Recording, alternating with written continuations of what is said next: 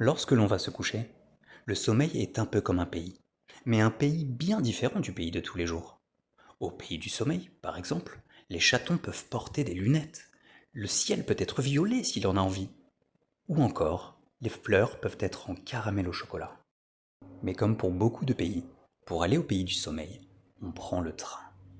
Tous les soirs, alors que les premières étoiles apparaissent dans le ciel, le train du sommeil traverse la ville sans être vu et emmène les dormeurs au pays du sommeil.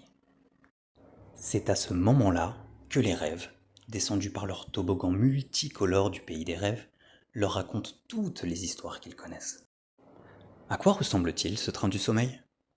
Il est confortable comme un bisou de sa grand-mère. Ses roues sont en nuages et ses sièges en barbe à papa. À la place des phares, il y a de gros yeux tout doux qui brillent comme des veilleuses et éclairent doucement son chemin. Il n'y a pas de gare pour prendre le train du sommeil.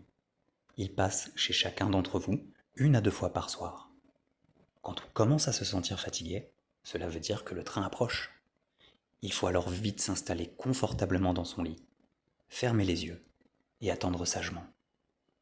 Mais attention, si l'on met trop de temps à se coucher, on peut rater le train et il faut alors attendre qu'il refasse tout le tour de la ville avant de repasser.